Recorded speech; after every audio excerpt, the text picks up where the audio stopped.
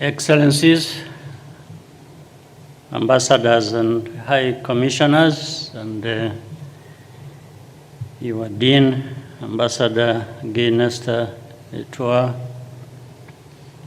representatives of the international organizations, members of the diplomatic, of the consular corps, honorable ministers, senior government officials, distinguished ladies and gentlemen. A good evening to you and welcome.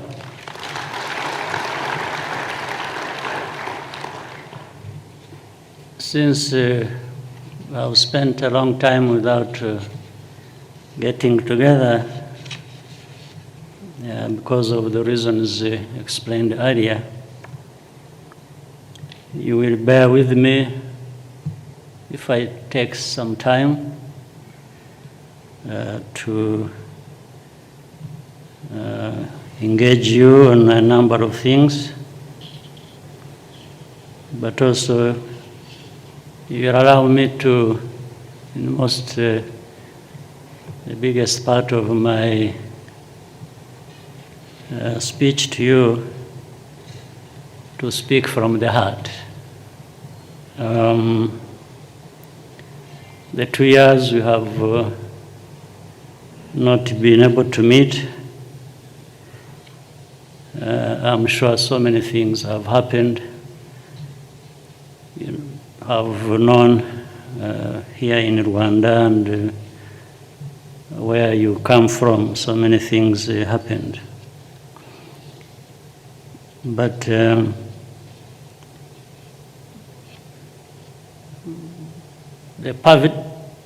COVID pandemic found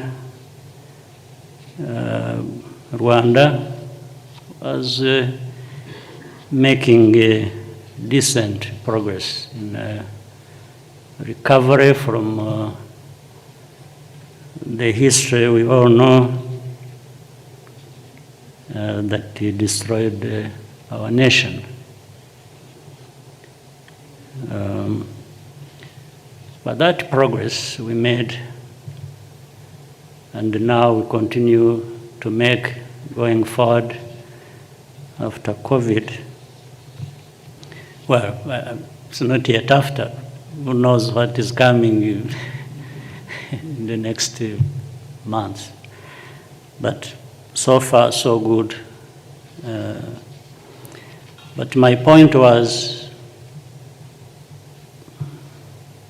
we could not have made recovery and progress over the last 28 years without the resilient people of Rwanda, and equally so, the many friends and partners we have had accompanying us along the way. Many countries, many organizations, countries in Africa, countries in the north, developed countries have really helped. That one, I wanted to take this moment to say thank you for your contribution. And we want to continue on the same path of working together. We will always want to play our part, which is really what should come first. As a people, even before our tragic history struck, like it did in 1994, where we were a country underdeveloped and poverty-stricken and all kinds of things. But nonetheless, I want to assure you, we, as a nation, we are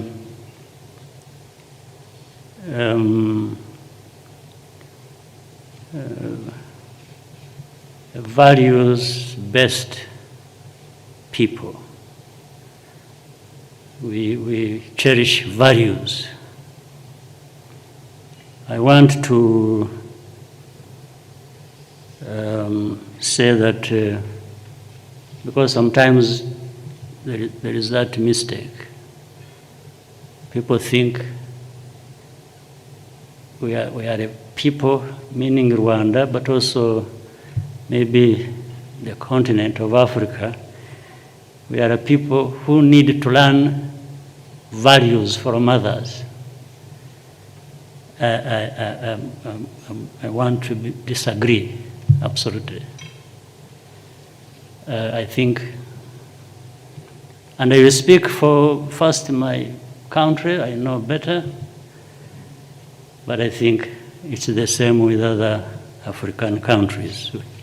We have where we come from, we have our problems, but when it comes to values, we have values, absolutely. So even with those weaknesses in our societies, we still cherish values. And I'm speaking for Rwanda here, we very much do that. And it is really based on that, as Rwandans, that we proudly want to play our part. We want to own up to our problems. We even expect to hold each other accountable and be held accountable by others. That one, there's no question about it. So that's what has helped, and I think things got much better since 28 years ago. Things got better for the country, and we want things to continue getting better for us. That is all about the investments we make every day, including the investments that come from those friends and partners I talked about. We want to invest well and invest so that we can keep getting better. In fact, that's why we're also not offended by anyone telling us that we need to get better. That's true. We want to be better. So we don't take offense when people keep pointing fingers at. And something else I want to emphasize is that we are people who respect. We are very respectful of others. Even if we may have differences for one reason or another, we maintain being respectful. In some way, of course, we expect that back to us. But again, even if people didn't respect us, we have no quarrel about that, because we concentrate on what we think we should do for ourselves.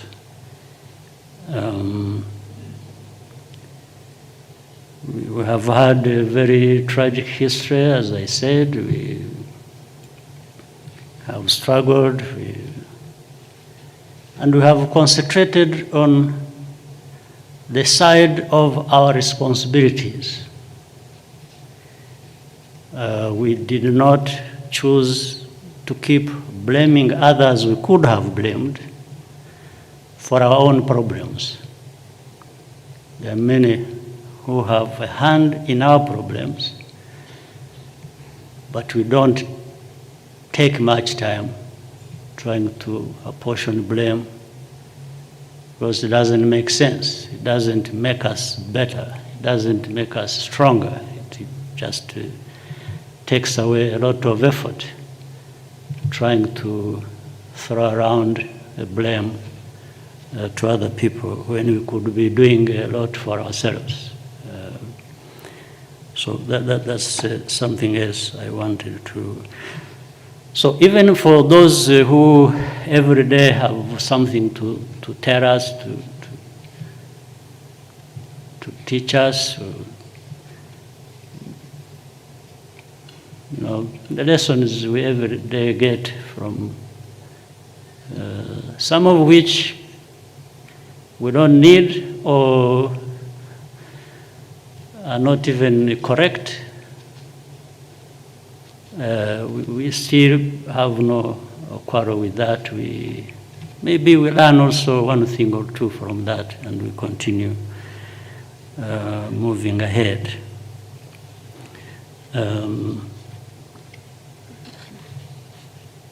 Going back to who we are, and I just want to say this directly to you because you represent your countries, organizations here in Rwanda. I'm sure you're interested in discovering one or two things here.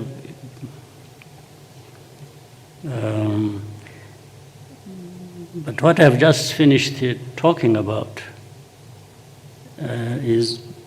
contains some of the things that people will never maybe understand about us. But if they want to understand that, we might do better together. So for example, I'm saying this is the month of April when we have all kinds of problems. When we try to remember the history, the tragic history and so on. And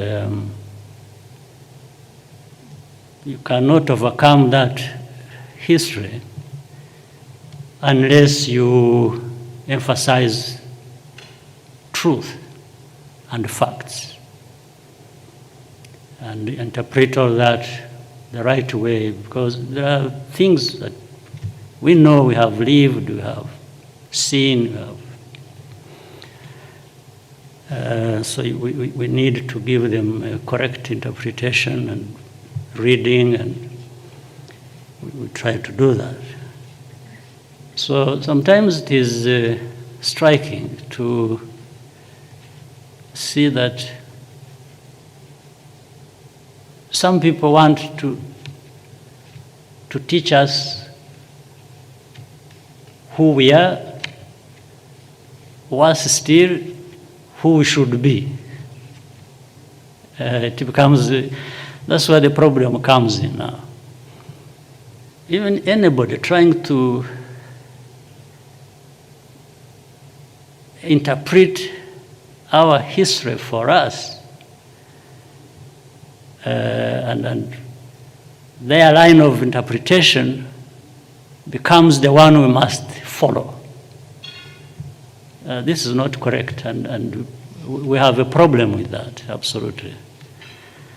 But again, even when we have a problem with that, we will always respond respectfully.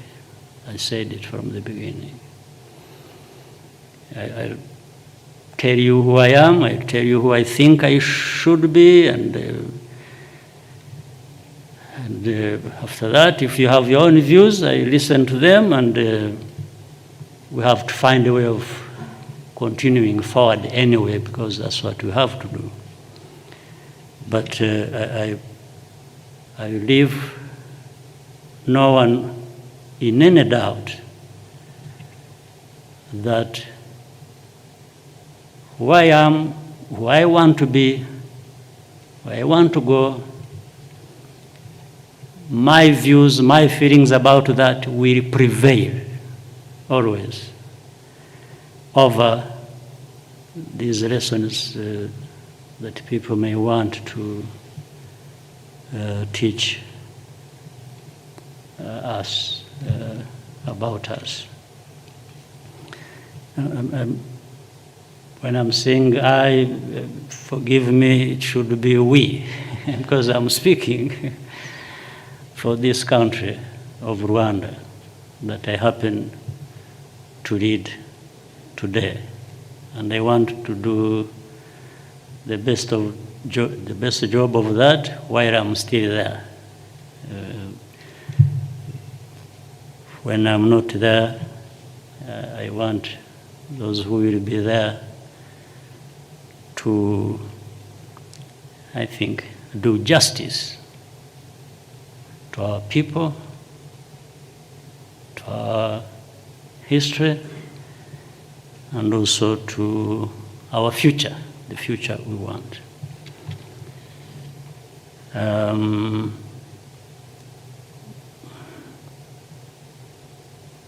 You know, sometimes there's one case, single case, but which has a lot of meaning. You can read many things into it. You are aware of bringing celebrity status and hero status in our history, and people manufacture it through a movie, through a film, and take that even above the law. The law of our land, the law of our country, which actually would not pass the test of laws of other countries, even of those that think it should pass the test here in Rwanda. And expect us to, you know, there is a case which, I mean, I'm saying it is not a secret, everyone knows it here, where somebody belonged to, or created, or led several times back and forth, or groups, armed groups that been linked to genocide, and so we have them here in the court of law. It's absolutely surprising that people who have hundreds of years of history of this sort of thing I'm talking about, of justice, democracy, human rights, and so on, sometimes rightly give us many lessons. Getting it so wrong in this particular case. But I understand it's not just getting it wrong, like they don't know. It's getting it wrong because of who they think we are. They just look down upon us. While you can look down upon me, you can disrespect me to that extent, it's also my duty to make sure that I don't agree with you. I would seriously object. That's what Rwanda is and should be, for now and for the future. to absolutely object. So I see it every day, every now, Minister of Foreign Affairs has to explain, Minister of Justice, everybody. Me, I have to explain, this one. So one time, some of these leaders you would have real respect for. One of them comes to me and say, you see, you have to have this man released. I said, but I'm not the court, first of all. Second, even if I were to use my authority as the president, which would be abusing my authority, can you explain to me a little bit of why you think it should be the case that this man be released? And you would say, but you see, he's a hero. People say, it's like he's rivaling you, meaning me. I told this guy, I said, no, I'm not a hero. I don't even want it to be, because that's what I said during the commemoration, the 7th of April. This hero thing is, how can you be a hero in a situation like ours of a genocide where you lose? One would have been a hero if we had prevented this from happening in the first place. But we lost a million people over. So I said, okay, fine. If you think it should be released, how about the families of the victims? People who were lost on the hands of this person and the groups he led that came and killed the members of their families. What do I tell them? And I said, because he was not even arguing from saying, no, this person is innocent. No, because the evidence there is overwhelming, including the evidence he provides himself. Because he talks about it. He talks about what he did. Very proudly. Now, so I said, so what happens? Would that be justice? What happens to these people? Oh, then this person said, oh, so they are there, they are victims. So we can also go on to them and say sorry to them, because I had to remind him that there are these victims. Then I said, okay, how about others co-accused with him? Because there are 20-something, around 20, who also testify and first of all accept their responsibility themselves and testify against this person because they were together in the same crime. He says, so what happens to this? Do we have this one released and these ones stay in prison and then the victims, we tell them to shut up? Or I said, that's not how you would do things in your own place. Why do you want me to do that you are telling me to do? Of course, he would have no argument, but he looks like saying, no, you should do it because I'm telling you to do it. Or because the story about this person concerns us. It's like we are the ones who made this person. Fact, which is true.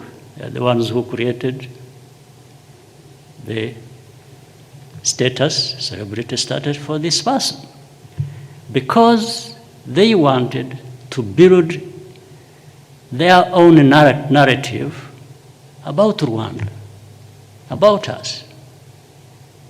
So the effort is about changing victims to be the perpetrators. So there are two narratives as what happened here in reality in Rwanda. So there is a counter-narrative. No, it's not everything you see or you are told that is true. There is another narrative. And that's how this story goes on and on. It's not about the people who were targeted in the genocide. Even if 100 and something, all members of the UN General Assembly know the facts. One or two countries say, no, because other people died also. It's not just the Tutsis who died, it's the others. Now, that takes us back to find the interpretation. What do you mean when you're talking about a genocide? Is it just the numbers of people who have died? Or is it even the manner in which they died, being targeted for who they are? So what is the book you are reading about what happened here? Those of us who are here, who know, and everybody knows, how can the story change? Okay, but if you are saying, oh, even others died, that's okay, that's true. By the way, sometimes they say, no, but even moderate Hutus died, they still died on the hands of the same people who were targeting these ones. No, but not only that, actually some foreigners died here. We had Belgians died, Italians died, Americans died. There are many people who died here. So because you are saying, oh, even Americans died, even Italians died in Rwanda, so it stops being this, what it should be called and what the UN has called it. It should be what we want it to be called. So we have to have the capacity, and we do, to really absorb this insult, I should say. We have developed the capacity to absorb it and live our lives and move along. We change what we have to change and live with what we have to live with.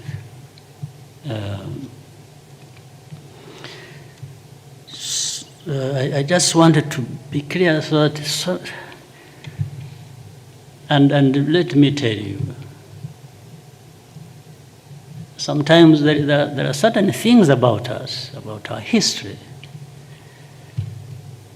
about the core of who we are, that no amount of intimidation can work here. I just want to I know maybe some people know it already, but I wanted it to come from my own mouth and tell you that some of these things. And I really hope that even when I'm not there, that these other good Rwandans will stand up to this kind of challenge we face every day. I really hope so. And I'm talking to you as friends, as partners, but I think I need to say this, and I repeat it even some other times, because it really burns in me to say it. So sometimes I have to release it and let it go. That for this precious small land of ours we've fought and bred for and to put on the right path, and that anyone can come and of course it becomes easier when they use Rwandans themselves. We see them every day, everywhere. But few, so because of that narrative, some people outside there trying to help amplify their nonsense. So I'll move forward. I want to clear something else that I'm sure you might have heard. Recently, there is some discussion we have entered into with one of our partners and friend, United Kingdom, something to do with migration. I know it has caused another confusion, and I want to explain it to you.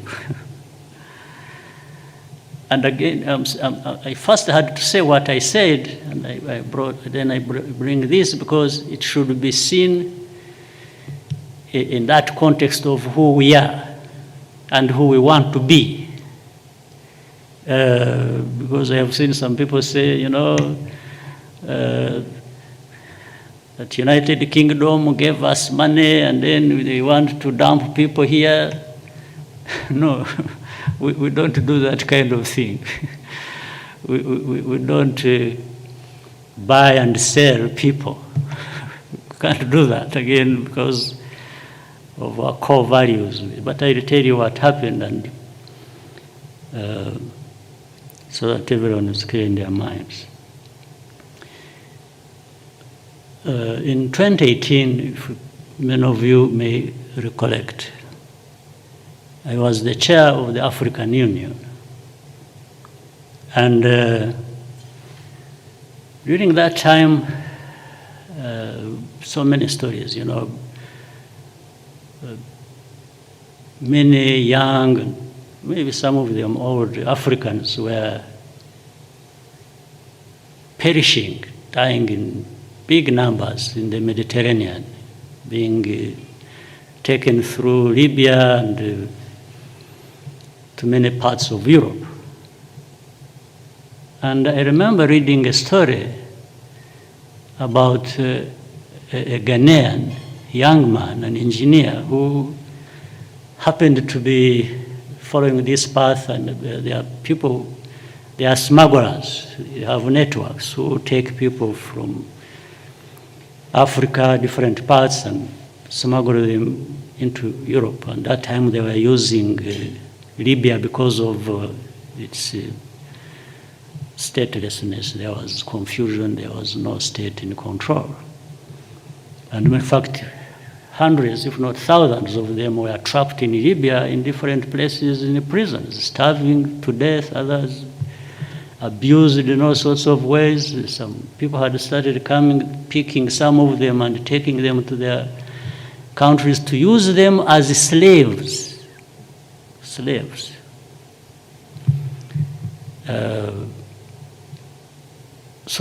And we were somewhere discussing with some of the leaders, and I was telling them, why don't we address this problem? I said, for example, for me, I am not just going to suggest this theoretically that it can work. I want to even provide an example. I said, let's find ways. If we got all these people trapped in Libya who they can't go back to where they came from, they can't move ahead to Europe where they wanted to go. And I told them, I can assure you, with all our weaknesses and whatever we have in our country, these people, if they were brought to Rwanda, they would live a better life than they are living in Libya, in these prisons. And I said, so if we brought them, then other countries interested in helping in this program, we can do the following. One, we can ask these people whether they want to go back to where they came from, now that they found themselves mistaken and in a very terrible situation in Libya, they may end up wanting to go back home. Because I had read that story of the Ghanaian I was telling you, who was, for him, he was an educated man, young man, but I think illusioned about. I think he was an engineer, the way I read it, but for some reason he wasn't employed. And so the networks that were smuggling people to Europe took him. And when he was in Libya, he got stuck, he found he was not going forward. So he had paid some amount of money which he got from his parents. You remember the story we were talking about, $800 or $900 he had been paying through to these smugglers. And so he started negotiating with the smugglers to take him back, and he would pay the same amount of, again, same amount of money, which means 1,600 or 1,800. But this time he didn't have it. It would be paid when he got back to Ghana by, I think, his parents. So the smugglers took him back. But this is because he discovered there was no way of continuing to Europe. But even if he had reached Europe, by the way, I'm not sure, maybe what he had in mind he would become or was going to be the case. Maybe he was just going to be the same person as he was in Ghana, even in Europe, wherever he would be. He wasn't going to get that good living now. But anyway, so agreed, if they arrived here, they could easily be taken back home if they choose to go back home. Second, those European countries that have allowed migrants to come to Europe should come and stably select those they want to take to their countries, and that would be still better than these people being trapped in Libya. Then third, we provided another option. We said, for those who can't go back, or don't want to go back for some reason of their own, and may not be selected by the countries that want to absorb them, we are giving them another option. We can actually find ways in which they can stay here.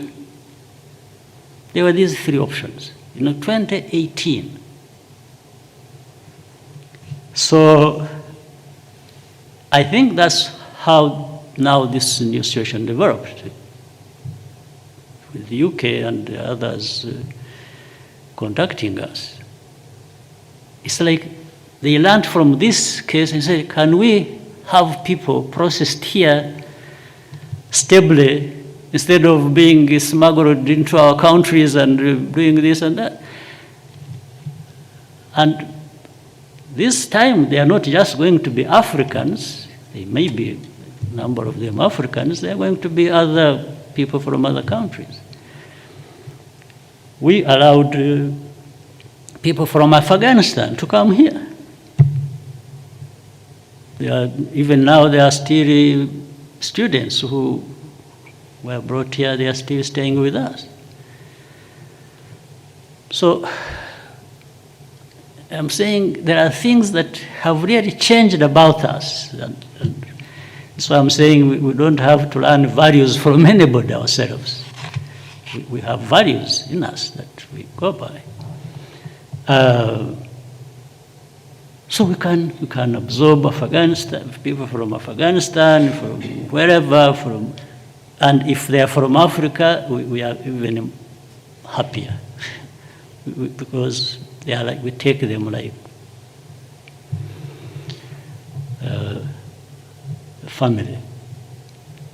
So when the UK approached us, and because of that problem they have, I think they are smuggling people in these countries, left, right, center,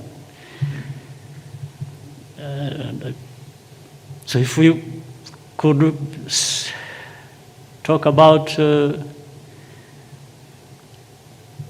how to deal with that problem, we are happy to deal with that problem. There is, I understand Denmark. So there is nothing bad about this. There is nothing we can't be transparent about this. There is nothing. So this is what it is. So, and this is who we are too. So I wanted to clear this, please. We are not. No. This is why I was saying there are things you can't buy about us. Yes, we are who we are, and we are proud people too. We are not. So we are not involved in buying and selling of people, Rwanda and the UK, or anybody. No, it's just a problem that people will have different views about it. They look at it differently. They are not happy about it. That's okay. People will look at, but at the end of the day, you've got to do something. You have to decide which way you do, going through different processes, and in fact, in 2014 or 15, I predicted this problem. I don't know if anybody here remembers. I think we were in Amsterdam, and I was addressing Rwandans. It was Rwanda Day. Does anybody remember which year that was? I think it was 2014 or 20. And I told these Rwandans, they had come in thousands. There were about 5,000 Rwandans had come from the whole of Europe. And I asked them how they had come to Europe. Some of them explained, and I told them, I said, you know what? Some of you came here by telling lies. I said, there are some of you who came genuinely to Europe and were received. I'm happy for you. But there are many of you who told lies. I said, some of you told lies as victims of politics in Rwanda, others. I said, actually, some of you committed crimes in Rwanda. And then you come here as innocent people running away from something, from the evil government of Rwanda.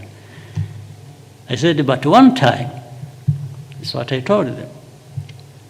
I said, one time, this Europe you are taking advantage of. Because I think in Europe, I think you also have some confusion.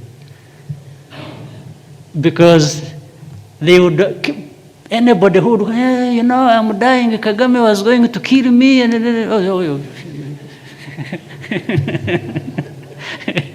they say this is, yes, so in democracy, freedom, you are saving this man. But this man has actually killed people in Rwanda. And he's just telling lies so that he gets to be accommodated in Europe. I told them that time, 2014. I said, one day, Europe will get to know this truth, I'm telling you. And they will come back to be asking each of you, well, how did you come here?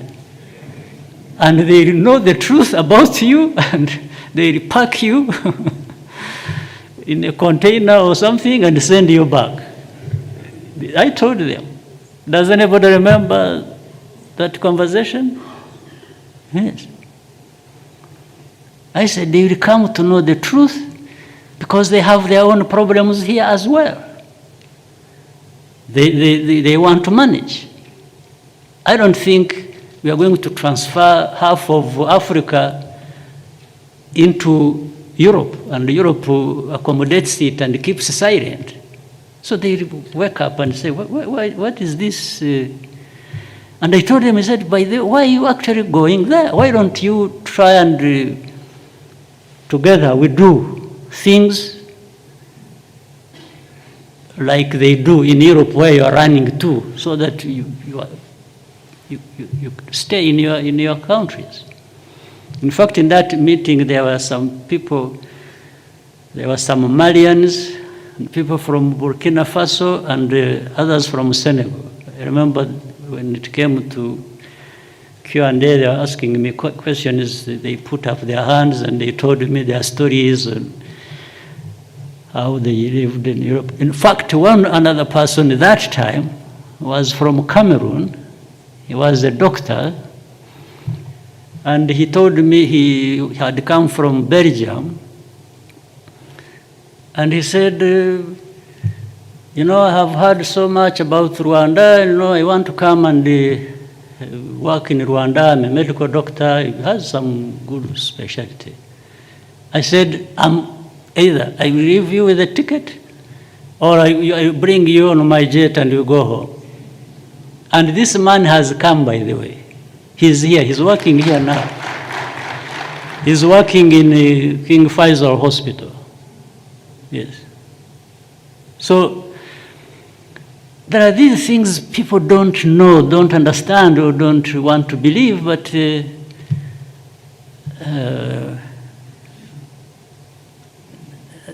I thought I needed to say it. Yes, people need to understand us and understand the situation between us and them and others. But and I wanted to emphasize, we learn lessons, we do, but we learn lessons we have to learn. In fact, I hope in UK, when they send these people, they should send to us some people they have accommodated for over 15 years who committed crimes here, actually. We sent case files and, investigated. These are clear case files. Yes. Instead of being accommodated in that beautiful place in the UK, actually these people should be in jail, either in the UK or here. But they shouldn't be, because that is for sure. There are about 5 or 6, I don't remember the number. So, and again, to prove to you that we are people really, that people should understand us better. You are aware that even when we were dealing with the worst situation anyone had to deal with, do you remember that is a time we actually abolished death sentence, right? Why could we have done that? You think anybody forced us to do it?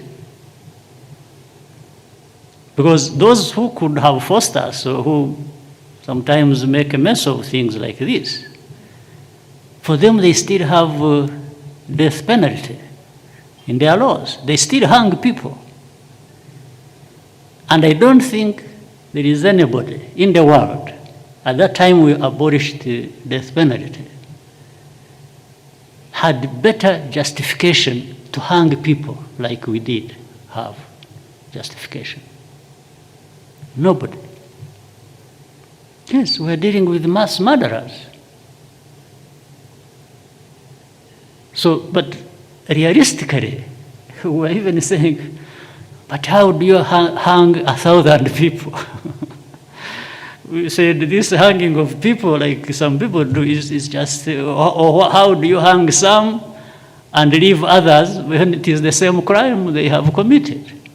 So we decided to abolish the death sentence. Isn't this remarkable, in my view, that the people of Rwanda decided that death penalty be abolished at the wrong time? the most, the worst time. This was the time not to do that,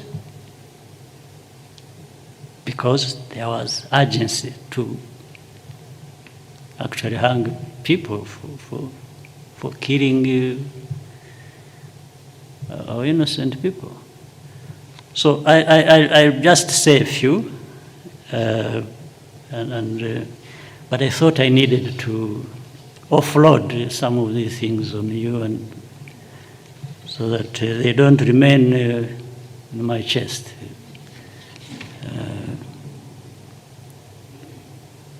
So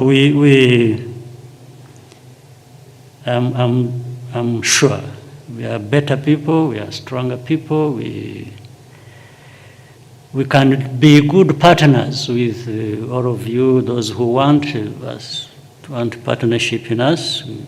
We are happy and ready, but I just wanted to be sure that you understand us and the values around which we form partnership be clear. And that's what they are. So we, as some people said, we are going to host the Commonwealth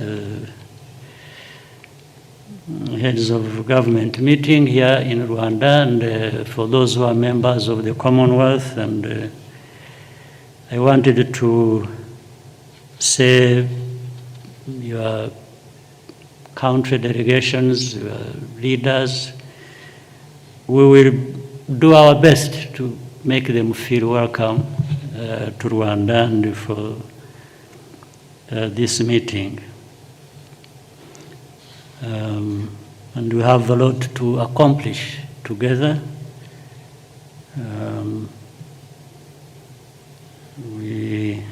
In our case, we always strive to